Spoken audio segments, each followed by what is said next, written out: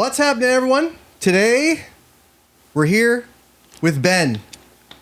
Ben Harris of Embryonic Devourment. Yep, that's right. It paints the picture that you'd think it'd paint of a metal band. It's a pretty good metal band name. Yeah, it's worked out so far. So you were telling me earlier about about the history of guitars and what you used to work at and everything like that. So Sure. Give us the lowdown on a little bit of your background with that. For as far as like the guitar aspect. Yeah. So I got into like musical instrument retail. Like it was actually the same. It was actually the same month as like 9/11. And it was a brand new Guitar Center that was opening up in Modesto, California, and there were no other guitar centers around within like 100 miles almost. You know, it was like 70 to 100 miles, and like down to Fresno, out to I guess at that time probably El Cerrito might have been the closest one in the Bay Area, and then Sacramento was a newer store. Fresno just opened up the year before. They were.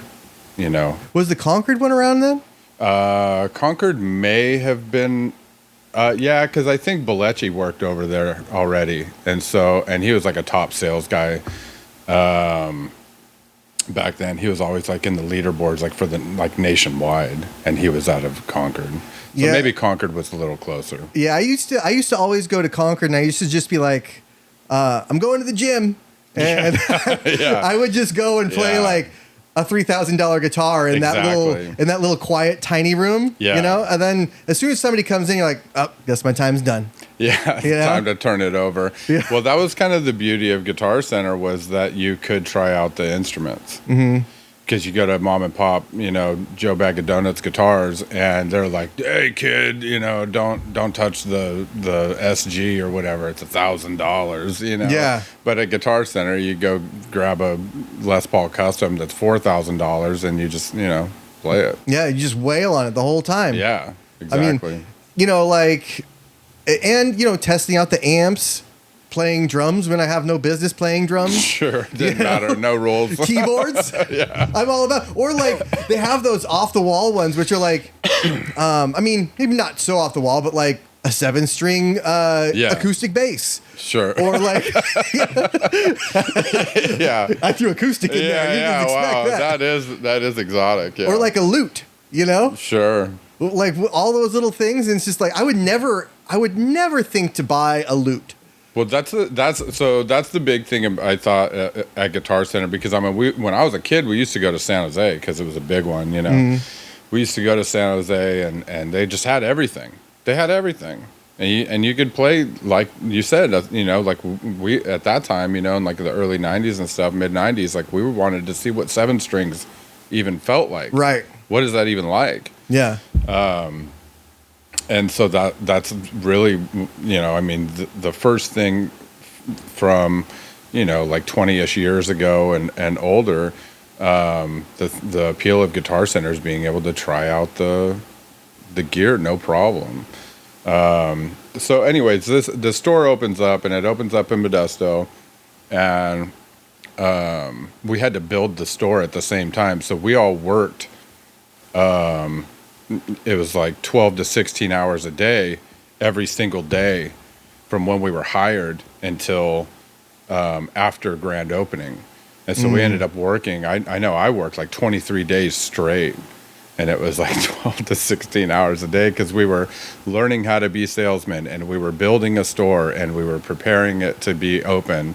And it was in a market that was really starving for it, because there was only 2 other outfits, that were shops that were out there. There was Ingram and Bronze too, but they were more like band instrument rentals and stuff like that. They didn't really have like a lot of gear.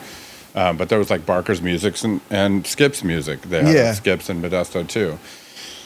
And it was like they were kind of, the grouchy jerks, that wouldn't let you touch anything if they thought you didn't have any money. You know? And so Guitar Center was kind of the antithesis of that. They had way more stuff. They had way better stuff, and you could play it all. I mean, how often maybe since you were there, how often does somebody take this guitar and it breaks or like it gets fucked up or something, you know? And what way do you mean? Like something that like those mom and pop shops would be worried about, that the reason why they don't let you play it, because that's probably like, to them, like it's you bought something that there was something wrong with it. Yeah, well, not necessarily that, but like somebody plays it, and as they're playing it, they drop it. Oh, yeah. You know what I mean? Like, and then it's like there's a scratch, or it's unsellable because now there's a broken fret, or there's a bent, some damage. Yeah. I mean that literally happens all the time, and I mean sometimes it's even sales staff. I mean I've snapped headstocks off of Gibsons by accident, by knocking it over off the stand. It does a face plant and the headstock pops right off, because those things. So the Gibsons, like the Les Pauls and SGs and stuff like that, they have like a 17-degree angle on that headstock, which is a lot more than like the Epiphones have like a 12-degree or something like that. So they're really prone because of all that. Are they all one piece, right? The neck is, and it's glued in. It's a set neck, so it's glued in. It looks like it's one piece, but they're glued in. Oh, okay. Yeah, but yeah, so they're really prone to have, like, if a Gibson falls flat on its face, like 9 times out of 10, that headstock's gonna pop right off. And I've done that, So what happens then? You have to write it off. Yeah. Well, so in that case, what they did, because we had a tech there, he made the repair on it, and then we just basically did the write-off on it and didn't return it to the vendor. Bought it in for a penny and then sold it for like $500 instead of $1,000. Oh, with a repair. It was right. like sold as is with a repair. So you get your cost backwards.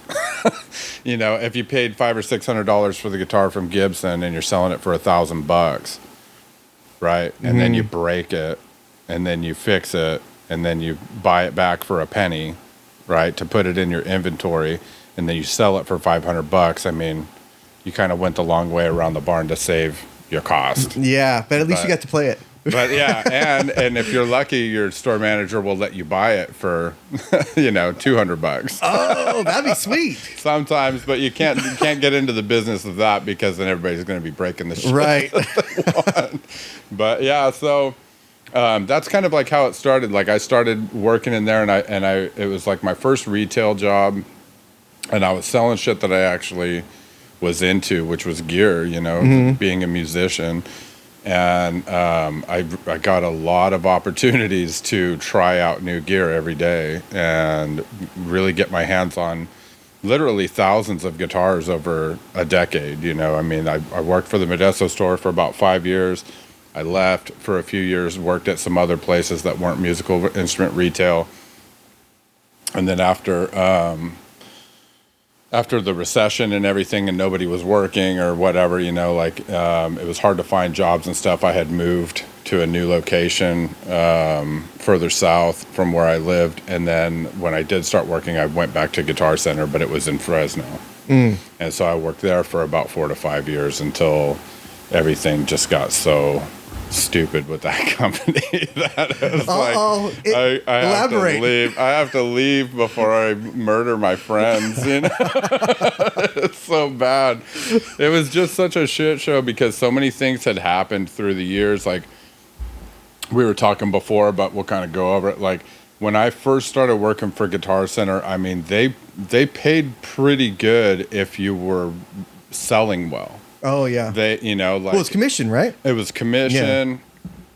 Yeah. And it was a commission draw, so they would give you, your $8 an hour or whatever it was, but you had like percentages, like when I started there, they gave you 3% of your gross sales and 10% of your profit. So it helped to like protect your profit. Oh, that's not bad. It helped to protect your profit and not drop your pants on every deal, because you were getting paid more on that than your gross sales, like heavily more. And so they kind of, tried to manipulate that way. What year around was this? So 2001. Oh, 2001. 2001 is when I started. Okay, right after September 11th. Yeah, which was funny because like the whole world like changed, like, you know, all of a sudden. Yeah. And we were sequestered to this fucking Guitar Center for 21 days and didn't know what was going on, and we were too tired to even, you know, think about it because we were just like working, you know, work, sleep. But anyway, they paid a lot, and funny enough, like for me, nobody that we worked with was able to pass a background check, so nobody could get keys, so nobody could become management. And then they're like, "Do you want to try for, you know, management?" Like, I barely know how to sell. You know, what are you talking about? They're like, "We'll teach you all that shit. Let us run your background check so we can get another manager with keys in their pocket," you know? And so I passed the background check. And Congratulations. So I was an assistant manager.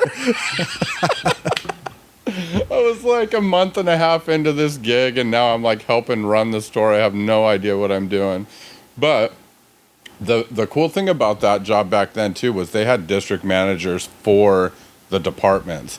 And our district manager is a guy named Rich Longacre. Hopefully he's still around. That guy was like a font. Shout out. I know, Longacre. Anybody that ever worked for that guy loved that guy. I don't know anybody that had like anything bad to say about him because he was just so cool. Mm-hmm. And the guy was just a font of freaking knowledge about gear, about music history. He was a Bay Area guy, so I mean, he was like all ensconced in the scene, you know, the 60s, 70s, all this stuff, right? He had stories, like personal stories about, God, everything. I mean, he always had like a relative story. He could speak to you and teach you about things to where you'd understand and you'd retain it. He taught us how to maintain equipment. He taught us how to, you know, get technical with the equipment, how to do, you know, specific things like guitar setups and stuff like that. Like, hey, this customer wants this guitar, but he wants it to be in D standard, and you need to know how to intonate a Fender Strat in D standard and like how all that works. So and we learned how to do that from him, so we were becoming like specialists. Yeah, you know what I mean? So intonate that. So that means on the bridge, right? On the neck. Yeah. So on a stringed instrument, a fretted instrument, like violins and cellos don't have frets, so you intonate like with your finger, which means you make it the perfect pitch with your finger. Mm-hmm. But a fretted, those are static spots. They don't move, you know? So what you have is the entire length of the string that vibrates, right? You have your starting point and your end point, so you have like the nut and the saddle, we'll say. Perfectly in the middle is going to be the crown of the 12th fret where that harmonic is. That's dead center. And if it's perfectly dead center, you can hit the harmonic and it'll be in tune with the open string and the 12th fret fretted. So those three things all dialed in to perfect pitch would be a perfectly intonated string. Oh, I see. So you divide, you know, the width of the vibrating string and how thick the string is. So now the saddles aren't all perfectly in line. They kind of go back. You know what I mean? Like the thicker the string, the saddle goes further back because it's thicker. The tension. It needs a wider span to make that pitch be perfect. I see. When you fret it.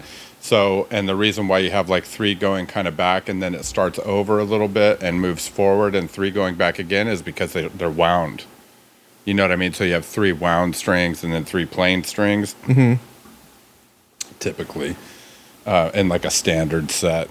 Because they're wound, the determining factor of how far up the saddle goes is how wide the string is. And it's, I want to say it's dependent on the core, not the winding. So that's why, because the core is still thicker on the D string than the G string is, and it's wound, it has to be like further up, and then it goes back. So anyway, because you have the three wound strings and just the three that are just strings, basically. Yeah. Just plain. They're not wound. Right, like it looks like a little tiny chord. It's just a chord. Yeah.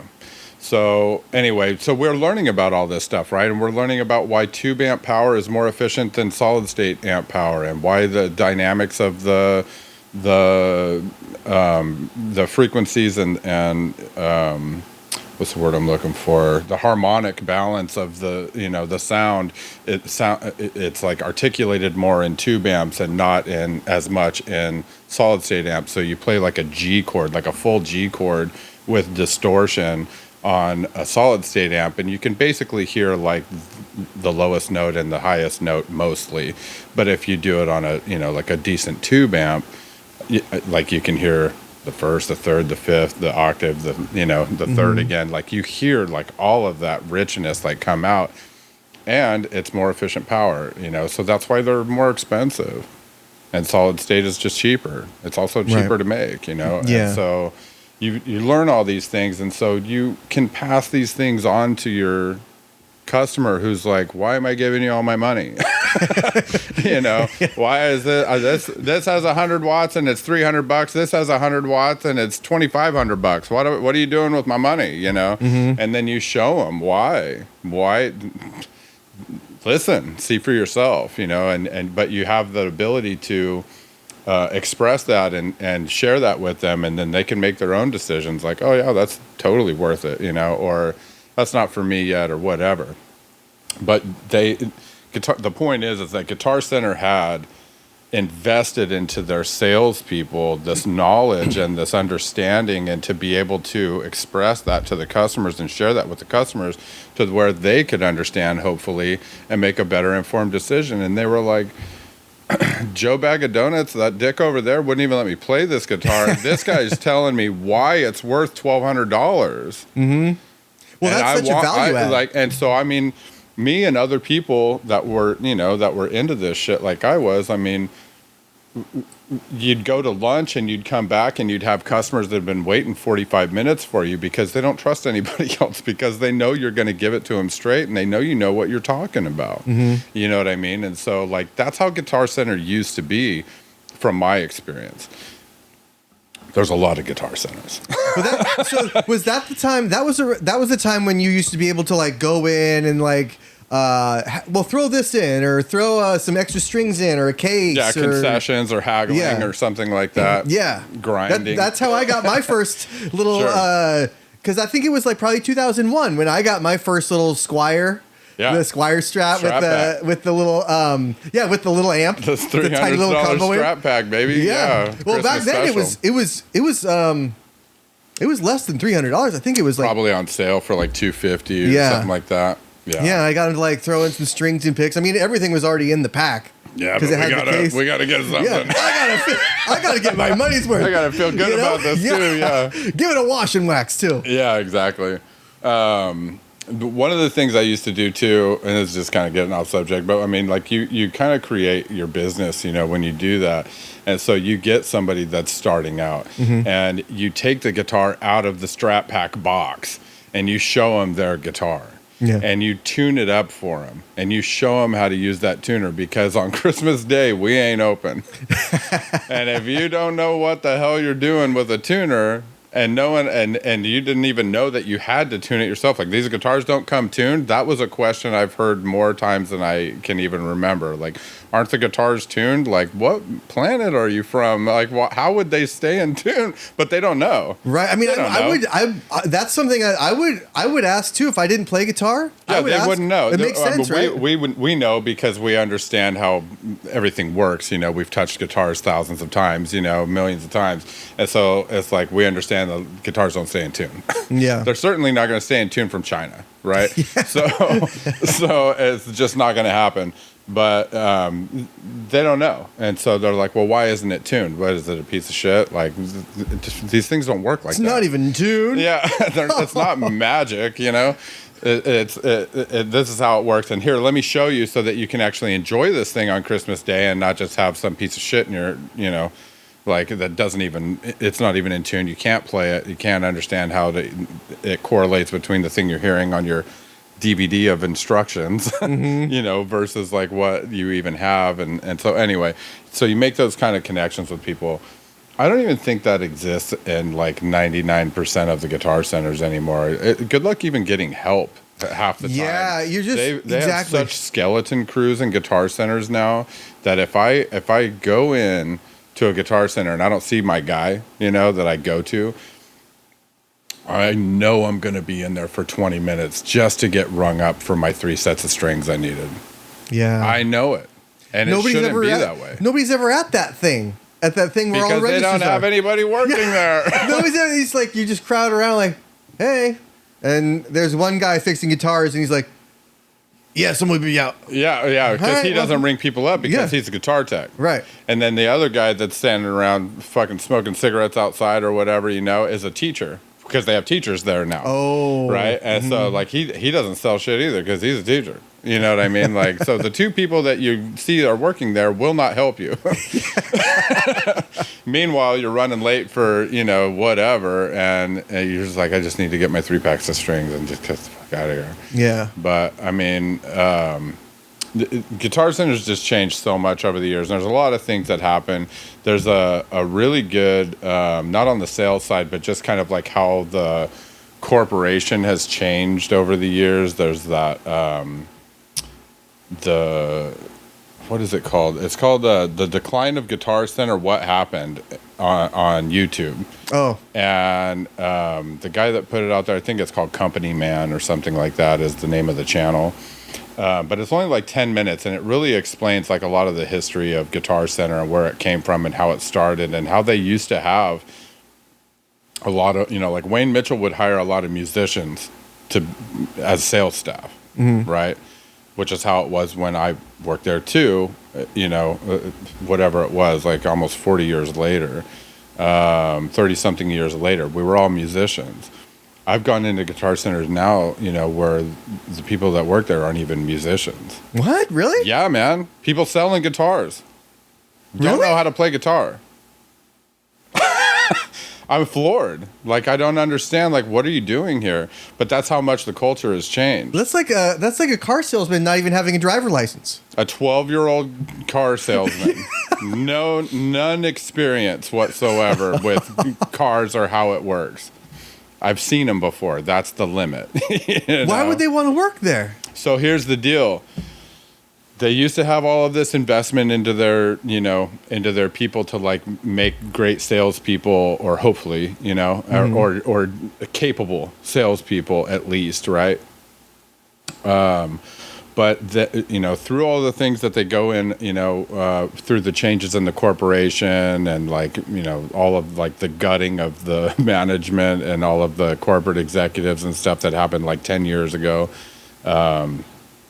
they decided, essentially what they decided in a roundabout way was more people start playing guitar than learn playing guitar and stick with guitar, right? Oh. That's guitars. I mean, there's obviously more departments than just guitar at Guitar Center, but they were like, a lot of people get started with this shit and then they drop it. So we're going to cater to beginners and we're going to diminish our in-house stock because we bought Musician's Friend and we have our online now, because they own Musician's Friend. Right. They bought Musician's Friend for 2 reasons, basically to be able to facelift their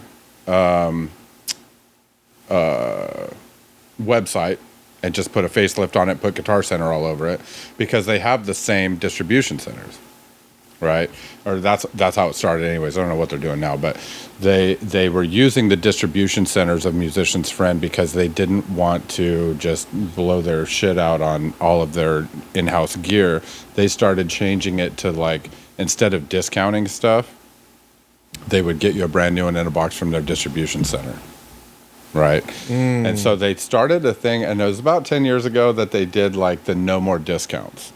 No one except like sales managers, I think, at most of the Guitar Centers I know of, were able, like sales managers and store managers were able to discount. When I first started working at Guitar Center as just a general sales staff guy, I was able to discount to 10% above cost. Oh, 10% above cost? Yeah. And I mean, on some high margin stuff, like Gibson was pretty high margin back then. Ibanez was pretty high margin back then. That's a heavy discount. Yeah. And as a salesperson that doesn't know what they're doing, they're just trying to make a sale. The first thing that they do is drop their pants because they don't know how to sell anything. Yeah, they just want that win. They just want the win. So they're like, the best I can do is this. And it's like, on this guitar, it's $100 off. On this guitar, it's $450 off. You know what I mean? But they're just like, I just want to win. Win, win, win, win, win, win. But anyway. Oh. So Guitar Center went from investing into their people and creating like capable or exceptional salespeople to just staff, just like clerks, just clerk and shit. Here's what just we have. Cashiers. Here's what we have. Here's what it costs. Do you want it? And they just didn't really give a shit about anything else because it didn't matter, because they still had their online presence with Musician's Friend. They still had their online presence with guitarcenter.com. Everything was switching to, which was kind of counterintuitive to me, where they were such a tactile thing, guitar, where you want to try it out. You want to test it out. You want to get your hands on it. Like the one in the box isn't going to be the same. Yeah. This is the guitar I want. I want a brand new one in a box. Hopefully it feels as good as this one. Yeah, but that's such a... But everything's changed now to where everybody buys stuff online constantly now. So even that has like moved the needle to things like guitars and basses and amps and stuff like that. Like, I'll just buy it. If I don't like it, I'll return it, because that's what I've done on Amazon for the last 5 to 10 years, 15 years. Such a but pain, it's never though. been that way before. It is a pain, and it's totally ass backwards if you ask me. Like, I'm definitely going to make the drive and go to a place and play the gear. Like, yeah. I mean, used gear you have to, because there's no way to do it any other way. But I mean, new gear. Well, even like the amps and like, cause I went and tried to try out my little Mustang 2 thing that I got, Yeah. And they wouldn't let me try it there. At Guitar Center? Yeah. It was like, once you open it, you have to, it was like, what? Get fucked. All right, well, I'll buy it. I will buy it anyway. Can I return it? They're like, yeah. Yeah, within 45 days. Then what's the point? Why won't you just let me play it? I know. Like, you're going to let me return it anyway. But that's the thing. That was one of the things that frustrated me so much. Because Guitar Center had been... That's why they got rid of all the old dogs. Because the culture of what was had to be fucking burned to the ground.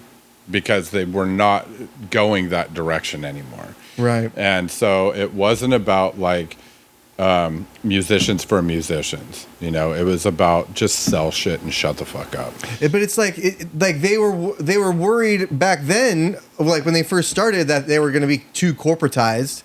And that didn't happen for what, like 20 years? It was the culture to not be that. Yeah. And it was kind of an attractive thing that they weren't that. I mean, they put companies out of business left and right. They put Mars Music out of business, which was like a huge warehouse type operation of gear.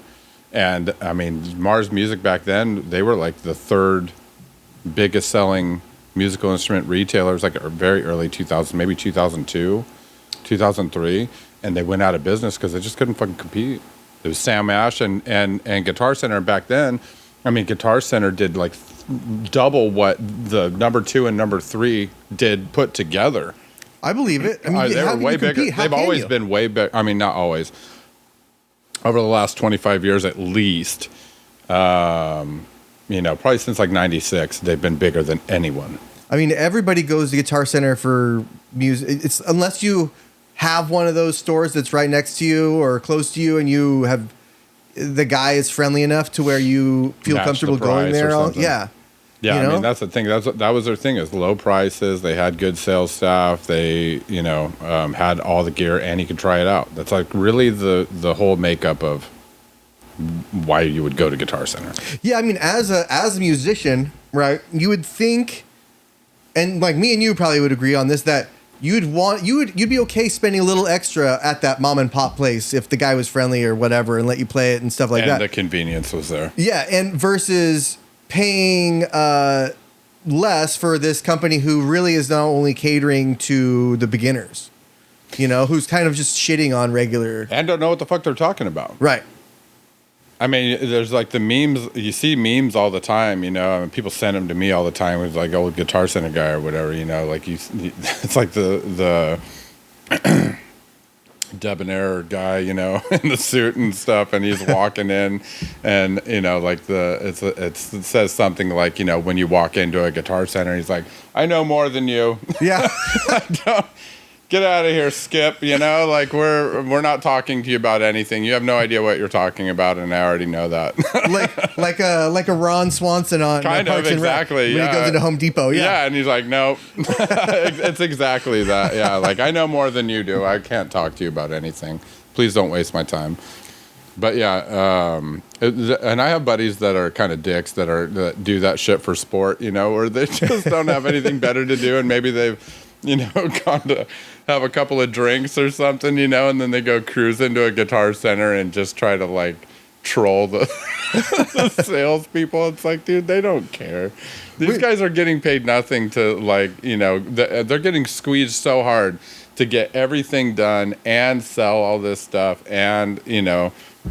Well, they're cashiers now at this point. They're not really salesmen, because that's kind of the same thing that I brought up. I had a couple of the vendors that I worked at with the A's and the Giants, and those guys are like old school vendors, right? Like programs. Hey, you need, like, get this much. Like, we got one left. Hustling. Like hustling, right? They're hustlers. But at Levi's or at Warriors or something, you have hourly employees that are just on their fucking phone. I knew you were gonna say that, dude. Like, I could already see it. They're do you need any help? Picking their nose. It's like texting. Are you finding everything okay? Yeah, yeah. Please don't bother. You know? Please don't bother. Yeah. Yeah, it's so different, right? And like obviously the vendors, those guys, those old schools guys, are going away, because every new stadium they open, it's not going to be a union house. They're not going to have to deal with their Teamster union. Yeah. They're just going to have hourly employees. Eventually they'll try to unionize. Maybe they won't. Maybe they will. But like Guitar Center went through that a little bit. They started I know they did start unionizing in specific areas. I think Chicago was one of them. They did start doing that later on. Like, did it work after 2014 at some point, because I left in 2014 and started getting into the trades, and I never went back, you know, obviously, but they did start doing like some unionizing, and I don't know how well it worked out for them, but I don't think they made a strong enough push company wide. You know, like everybody should have just did it. If they were going to do it, like everybody needed to do it, and then they would have had. They would have had some leverage. They would have had the numbers. Yeah. They would have had the manpower to make some things happen and have some changes. But you know, I mean, it turned from musicians doing stuff for musicians and having that kind of culture to being a total corporate entity because of their massive debt that they were in. They got bought out. They did that after their like restructure thing where they declared bankruptcy, right? Yeah, so there was like over $500 million in debt. You know, and that was back then. Yeah, there was like over $500 million in debt, and they were just expanding. You know, like I think the Modesto store in 2001 was like store 98 or something like that. I don't remember, but I mean, there's like 300 fucking stores now. You know what I mean? And they just constantly, and they kind of stopped. They were talking about in that documentary, or not it's not even a documentary. It's like a 10-minute video, but he's talking about how they kind of stopped really paying attention to where they were blowing up a new store. Sometimes it would be too close to an existing store. They put like a tertiary store like really close to like Berkeley and El Cerrito. Yeah, well, but those two were like, weren't they? Didn't Berkeley? Wasn't it Berkeley and then it moved to El Cerrito? Oh, was that what it was? Yeah, because I think it used to be Oakland and then Berkeley and then El Cerrito. I think it ended in El Cerrito. El Cerrito became Emeryville. Oh, really? Yeah, so now it's Emeryville is where that store, like, it just kind of like migrated. The El Cerrito store doesn't exist anymore, and Emeryville does. So, I mean, I think it was like that kind of chain.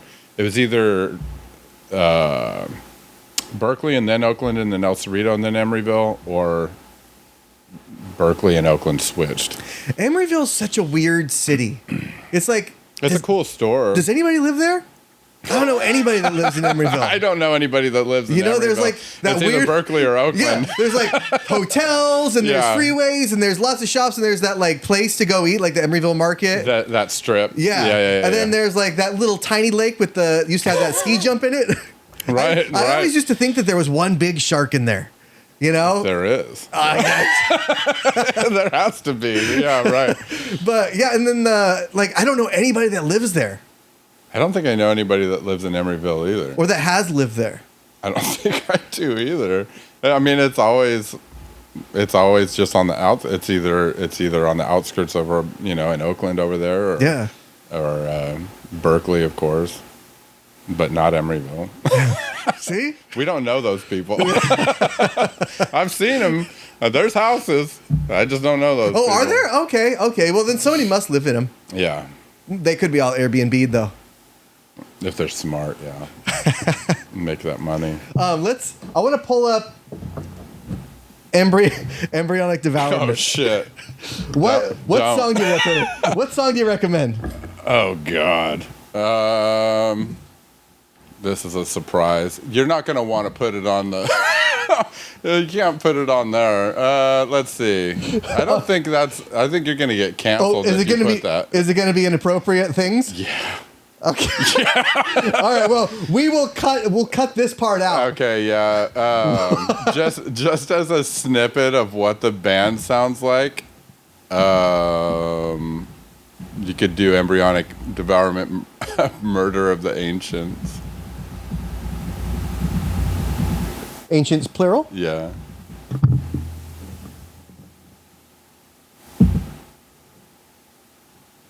Oh, where are we at now?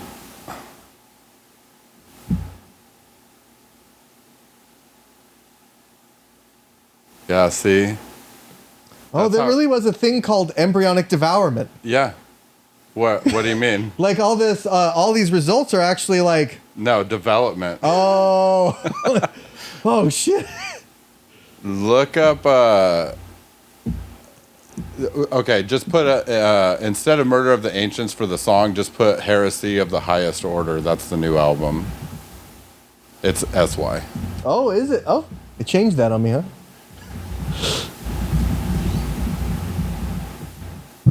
Oops. There we go, baby. And that's why you can't show it. Wow. Well, that's... Yikes. So just to kind of explain that, because now you're wondering, why the hell do I have this guy at my home? That's a fine how do you do. So one of the things that Embryonic Devourment, like lyrical content a lot, has to do with, like the conspiracy theory stuff of like reptilian. Oh yeah, the reptilian aliens. Yeah, reptilian alien involvement. With and like. Basically just taking over, and the politics and the world organizations and stuff, right? And so you have, like Putin and and Trump and Kim Jong-un and all of them are like reptoids, and like Obama's in there. Like everybody's all like reptilian. You really went versions. across both sides of the spectrum there. Totally. Yeah, Good for you. Very inclusive. Good for you. Yeah, we're all very inclusive. But yeah, so let me get some sound. A lot of it is it's basically like that kind of topic, or like the CIA mind control experiment stuff, like in the 60s and 70s, like MK Ultra. That's kind right. of stuff. A lot of that kind of stuff. That's what they got Lee Harvey Oswald. Remote viewing, a lot of that kind of stuff. There you go. This song actually has a so this is manipulation of the senses, and there's actually a really good video. I'm not in that video. Donnie Small, the guitar player that recorded all the solos for this album, he was in the band before I joined the band. I ended up joining the band later.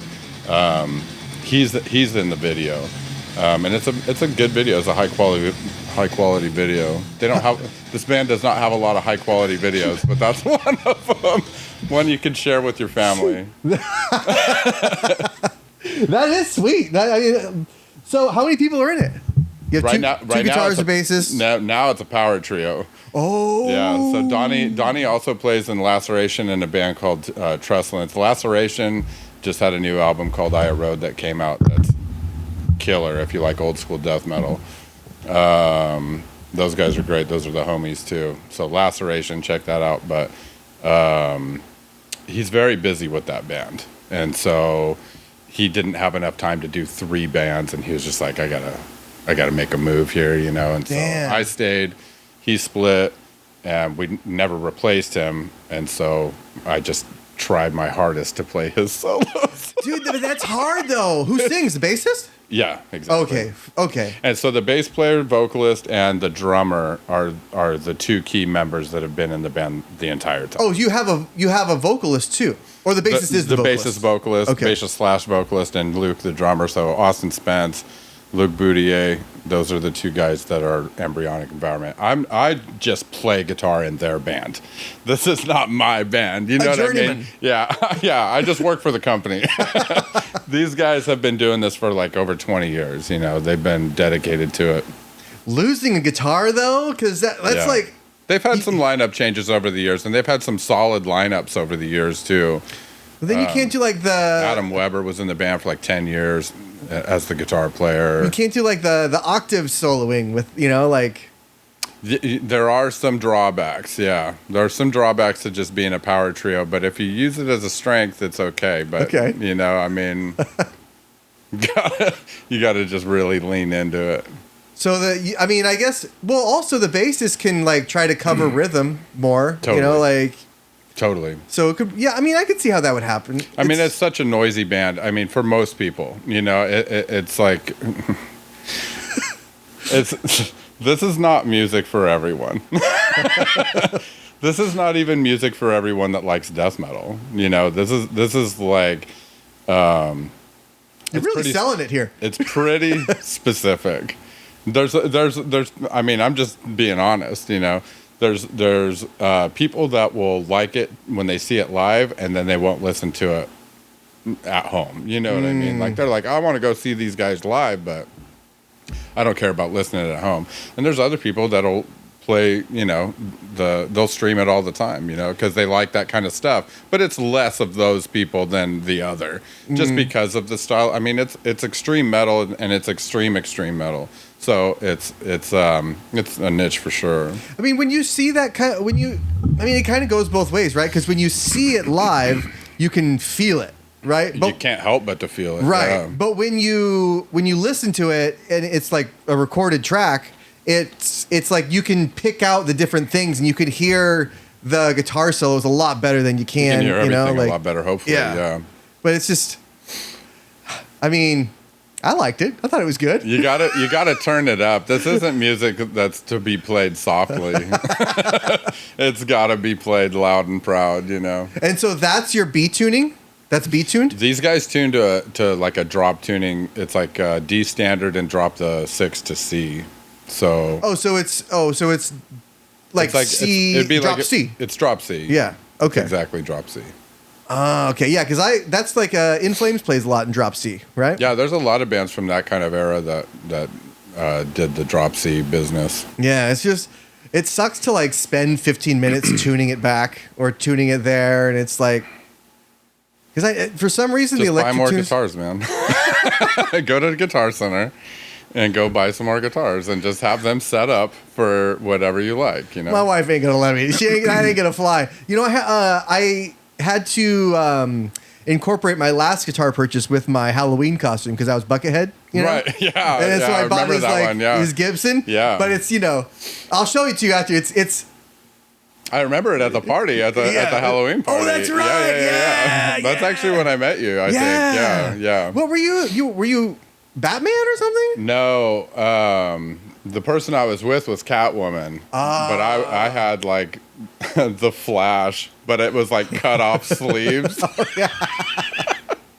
Which is kind of my thing, you know, like cut off sleeves, right? But So it was the Flash, but it was like barely a costume. It was like just a whisper of a costume. You just threw it on. You could have easily worn it to the grocery store. I totally, and it's just been some douchebag in a fucking cutoff, But like I wasn't wearing like the Flash mask or anything. Like it was just kind of like hanging off of my belt loop or something. It was an afterthought. Well, like when I was trying to get the costume together, I thought it was gonna be pretty cheap, right? Because I already had the coveralls. Yeah. Like you go buy a wig, go buy a mask. Bucket of chicken's $22. Yeah. That's the thing, right? Is the bucket of chicken. Yeah. The bucket of chicken. Okay, but that's not what he wears. No, I know. He wears the one from like the 90s that has the red and white, Because he's had it though. Yeah. And I looked because I was like, oh, how well, am I going to get this? I wonder if somebody's selling old ones on eBay. Yeah, they are. $300 for one empty bucket. Good business. That was a container, a food container. Yeah. And Buckethead made it so like now they're $300. Yeah. And so I went to KFC. I just got one. I was like, fuck it. Yeah, I don't need to be period specific. This is not. I'm not cosplaying. We're not running a contest. We're not in a competition. But I couldn't believe it, and just like that thing still got 30-year-old grease stains. Oh, it was actually a used one? Yeah, it was used. I don't know if that's good or not. It was used like. I mean, I guess if you wanted to like maybe take it and try and decipher the 11 herbs and spices. Yeah. But the coveted recipe. Yeah. Sure. No thanks, though. Yeah, it's not worth risking whatever bacteria. all in your face, too.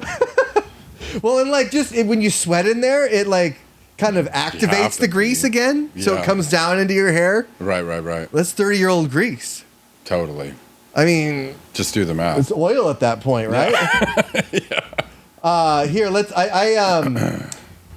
speaking of costumes, I went to I went to the Rock and Roll Hall of Fame. Yeah. Yesterday, actually. Oh shit. Yeah. You just got back. Yeah, I got back last night. You got back this morning. Well, kind of, because I was on East Coast time. Sure. And it's like I left my hotel at 6:30 Eastern time to get, because it was in Columbus, and so I went up to Cleveland and did all my visits and stuff, and I had time left over to go see the Rock and Roll Hall of Fame right before my flight. Yeah. And so I couldn't pass it up. No. You're right there. Right there. There it is. Here, but you gotta see these costumes. So it was, look at that. Yeah. Dude. That's I think that was from Busta Rhymes. Look at that hat. Can you believe that? Damn. Yeah.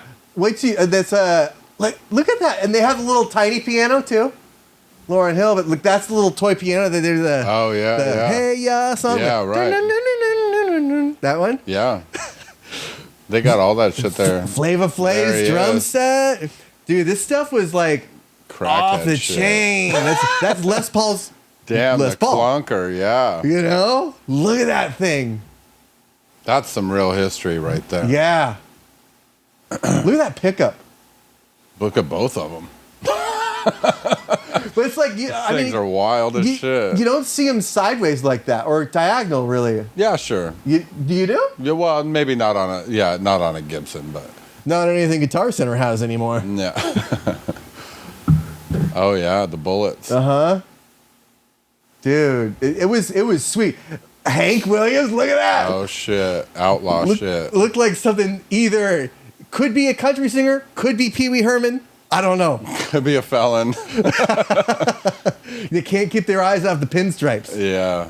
There he is. Frank Zappa, legendary. Yeah, that guy was really something. I mean, he had a mind beyond most people. He was like Jimi Hendrix, but not. I don't want to say less talented, but less of a guitar player and more of a experimentalist. Well, for sure, an experimentalist. I mean, I don't think his mind worked like most people's. I mean, he would talk about like never playing like the same solo twice, and I, when I heard that the first time, I was like, what the fuck is that about? You know, like, what do you mean? Because he's such a great musician. He plays so many instruments, right? And he's just like, oh, yeah, and he's like, why the fuck would you want to? You have all this. You're just going to play the same solo over and over when you don't have to? Right. You know, I mean, when you put it like that, sure. You can, you know, like you can try out different things all of the time and in that moment and in front of people and see if you can land it kind of thing. And those weren't his words, but this is kind of the, you know, the thing he was trying to express, like take that moment every time. Like, fuck that, you know? I mean, that made more sense thinking about it like that. But I mean, there was so much shit that he was trying out that just, for me, I would never listen to twice. Right. Because it doesn't interest me. But the fact that he was doing that stuff and he was thinking of it and experimenting with it and running in those different directions just because he could and, you know, laid it out there, that's the most interesting thing about it for me. Other people really like his music too, you know, but I just think it's beyond my comprehension. You know, I guess he has. Well, he's gone now, but like he has a son, and he has like two sons, two daughters. But one of the sons and one of the daughters, Dweezil's the son, and Moon Unit is the daughter. There's another brother too. Yeah, but they were in a TV show on MTV. He was an MTV VJ for a while. Dweezil Zappa. A little bit, yeah. And if it weren't for Dweezil Zappa, I would not have met my wife. Oh shit! Yeah, because I went to Rasputin Records in San Francisco after I was done with the 49ers store. I was like taking their money to the bank at Wells Fargo down there. It was like on Market Street. Yeah. And so I went to that Rasputin because I was looking for a Dweezil Zappa CD. I was looking for "Go With What You Know." Yeah. It has this sick song called, I think it's called like "Knew It Pure" or "Know It Pure," and it's just constant tapping, and it's just like it's so anyway. I was looking for this thing and I saw it and I was like, oh hey, you know, and right ever since then, you know. But if it weren't for Dweezil Zappa, wouldn't have met her. Wow. So you owe him a great thanks. Fun fact: shout out Dweezil. He'll be on the show next week. Yeah, you guys can talk about it. And of course, the King. Yeah, you know, the King's outfit. Everybody was around this. It was hard to get a clear shot, but look at that thing. You know, he never wrote anything. No, he was like kind of like a plant. He's just a performer. Yeah, I mean, he was a good dancer, good singer. He's the looks and the performer, you know, and the voice, obviously. Yeah, it's such a good voice and such a good performer that they overlooked him being a total pedophile. And the man in black. Yeah, they totally. Yeah, well, the South was a little far behind during that. Yeah, something. Yeah. And that's his written music. Dude, this, like, the shit that... It's wild to see this, you know? You can almost taste the Quaaludes.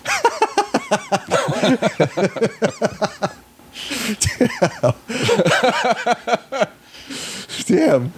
But that's a Chuck Berry, you know? Yeah. Shit. That looks like my Tiger King outfit. Look at that. Yeah. Yeah, baby. The Frankenstein... Man. Dude, that was... the most copied guitar player ever, debatably. Quite possibly. Had to get a shot of the plaque. You know it. But I mean, who like, you're going to imitate him. He's one of the most... He changed guitar forever. Yeah, I mean, he changed the game. He changed guitar forever. And, of course, Lionel Richie, look at that. Yeah. Can you imagine? Imagine if you played a show with something like that. Wouldn't that be... You should. I just thought about it. Bring it up. I just thought about it. Yeah, the next band meeting, I'm going to be like, look, hear me out. Okay, but no, actually... Blue sequence. So...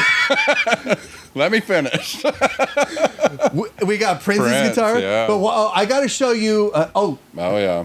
Iconic jacket. So many pedophiles. I mean, the brain is just a funny thing. Still smells like baby powder. Go ahead. Billy Idol's Amp. Oh, yeah. Of course, wait, who is that?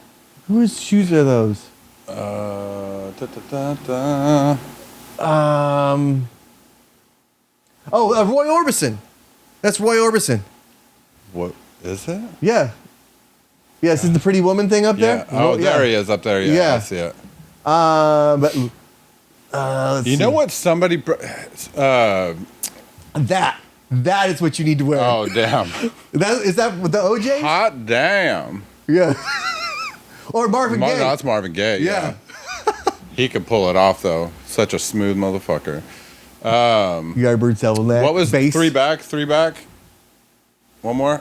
Oh, yeah, Roy Orbison. Yeah. Tommy Victor from Prong. I don't know if you remember Prong, but Tommy Victor was in Prong, and then he's played in Danzig for years, you know, but I remember him from Prong, and he was talking about, because they talk about like Danzig being like the metal Elvis, you know. Oh, really? Yeah, just because of the way like he's kind of, you know, in Danzig he had kind of that bluesy kind of croonery kind of voice almost, you know, and not exactly that, but anyway, he has his voice, and everybody called him kind of like the metal Elvis or whatever for a long time. And then I saw an interview with Tommy Victor, and he was like, I never understood that. If anything, I thought he sounded way more like Roy Orbison. I thought that was pretty fucking obvious. Oh yeah, he kind of does. And then when he said that, I was like, holy shit. When he's like, mother. It is, yeah, exactly. But I mean, like, if you like, you know, make that comparison, that rings out way more than that's 100%. Elvis. Like, that's way stronger of a comparison. Yeah, I feel that. I never thought about that, and then when he said it, I couldn't unhear it ever again. It was like, oh, it's totally Roy Orbison sounding. Yeah. But metal. You ever play one of those? Yeah, slide guitar. I'm fucking all thumbs with slide guitar, but I have fucked with them. Buffalo Springfield? Look at that bass. Shit. And then The bass looks like it weighs about fucking 11 pounds. I had to get a shot of that jacket. Handsome dick. Manitoba. Oh yeah, Jerry Only. Yeah, Ramones. Baby. Yeah. Well, that bass down there is Jerry Only's bass. Oh really? Yeah, from the Misfits. Oh shit. That is the Ramones on the top right, but down here is the Misfits. That's Jerry Only's bass. You could tell because, I mean, it's got the 4 Crimson Ghosts, but the Cyclops on the headstock for sure.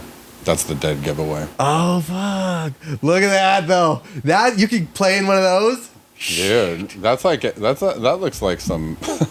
That's like the bands that come out now. There's, oh god damn. Susie Sue.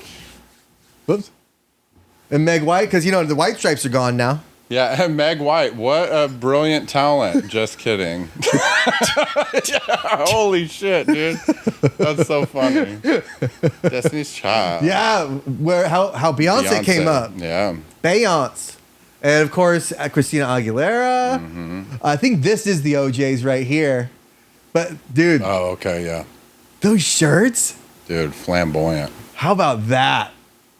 Damn. The Doors. Yeah, that's you know? Cool. Of course, Green Day, right next to it. Some shoes.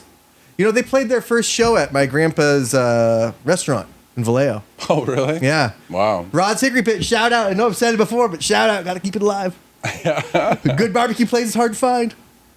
I've been to one of those guys has a like cafe restaurant out in, I don't know if it's in Berkeley or Oakland, one of the two. Oh, really? That I've had breakfast at a couple of times, and it was really good, and I have no idea what it's called, and I don't care, but it is. If you really want to find it, you can. But it is good. The most famous man in Arizona? I've seen Alice Cooper live once, and it was actually really incredible. And I saw him at the Greek Theater down south. Oh, really? Wherever that's at in Pasadena or Hollywood or where. Yeah, he likes to stay down south. But it was incredible. It was Cheap Trick and Alice Cooper. Oh, that's it. Yeah, it's so good. And I'm like, I don't know how I got to this. It was actually like tickets that my buddy got me for my birthday back then. This was like in maybe like 2005 or something like that. Shit. But like, it's so strange being at a show, you know, like down there, like Doug Aldridge is just fucking chilling right there, you know. Like, yeah. And you're just like, what the fuck? This is fucking crazy. This is what I wanted to show you. So good. James Brown. It's a little blurry, but hardest look at working that. man in show business. And look at that. Those are made specifically so he can show off his chest hair. Yeah. You know? Yeah. It's like buying underwear that shows off your testicle cleavage or something. Yeah. Yeah. The angle of the dangle, if you will. I didn't quite get that one. Who are we looking at here? That was UB40. yeah. Oh, okay. A Brian Travers mask? I don't know if I don't get that one, but of course all the Beatles. Yeah, naturally. You know? Look at that guy. Yeah. I am the walrus. My dad loved that guy, yeah. Who's that? Never heard of him. He was so like George Harrison's so underrated. Is he? I thought so. I thought so. He's so like He's a Beatle. the quiet one. Because he wasn't Paul or John? Yeah. Oh, yeah. Well, And Ringo, at least he wasn't Ringo. Well, Ringo, he's famous because he was in that pizza commercial, and he ate his pizza crust first. Yeah. Then this is this is their tuning. I thought I'd get a shot of that. Oh, yeah. Weird, huh? Interesting. Okay. And of course, double. Look how tiny those frets are. Yeah, these are Hendrix guitars. Yeah. Yeah, Wild. dude, to wail on a 12-string like that, insane. And Public Enemy. yeah, Public Enemy. Yep. Playing left-handed guitar. It's like starting over. Yeah, it's like this is what it feels like to start playing. Totally. It sucks. Yeah. It's hard. It's a And then people in LA wearing baggy pants. I thought I'd get a shot of that. Just try and get on the trends. That was it. The trends that are coming back. Yeah. LA brings you the trends, you know. Well, I mean, it's 'cause like we had- baggy's coming back, y'all. I had a layover in LA, and I'm like, man, LA fashion just like it's not what it used to be. You know. Not only that, but it's funny to me whenever I go down south to play a show or something like that, like I always stick out like a sore thumb. I can just fucking feel it. I can just feel it. Because for one, I'm not wearing the right shoes. I'm just wearing regular shoes. And you see everybody has like fucking Jordans or they got like some fucking like fresh kicks, right? And I'm just in, just like black on black Vans or Converse or something.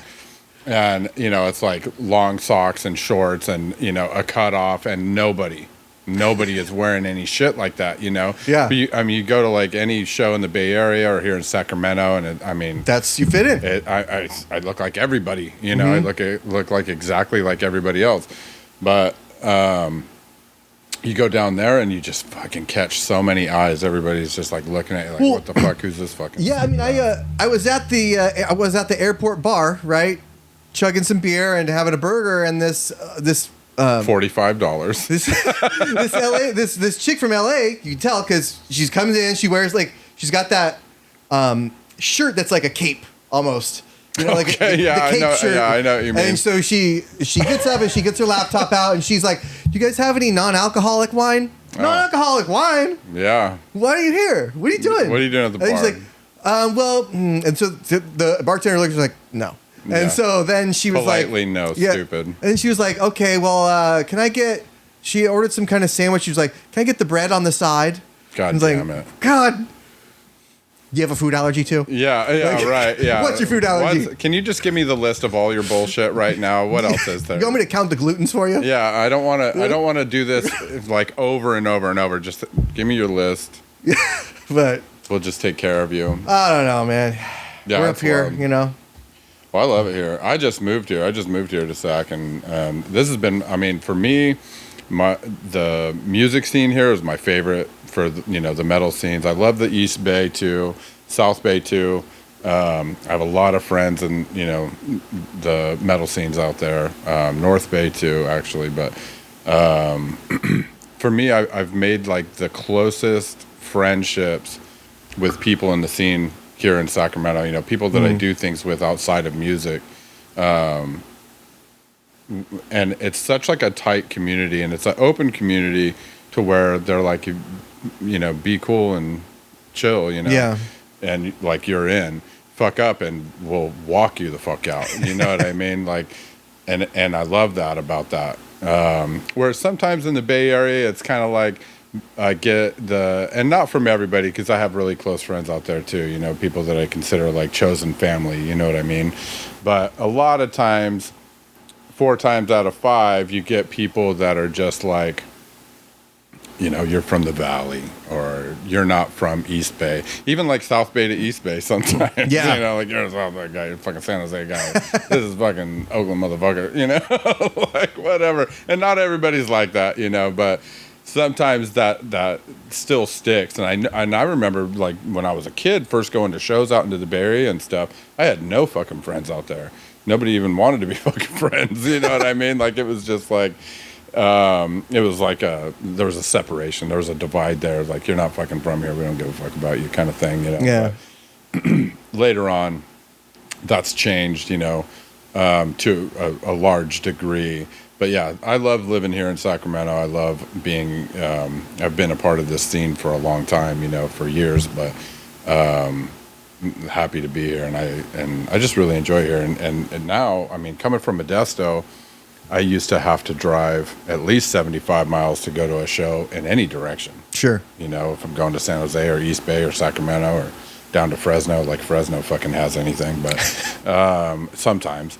But you just always have to drive an hour plus, you know, just to get to a show, and then you got to drive an hour plus home to get home, you know. Mm-hmm. And now, like with Goldfields and Roseville, and you know, they have Cafe Colonial down, you know, in Sacramento, and some other places too that are in the area where you can just go to shows and you're like 20 minutes, 30 minutes less, you know, away from home, and go to a show and come home. It's like, that's new for me. Yeah. No, man. That's really new. Same here. I mean, it's like it's a separation from the Bay Area, right? It seems like it's almost the next area over, almost, you know, but Metropolitan kind of area. yeah, but I mean, I like it. It's cool, but thanks for coming by, man. Yeah, my pleasure, Josh. Thanks. We'll do it again. Yeah, for sure. All right. See you guys.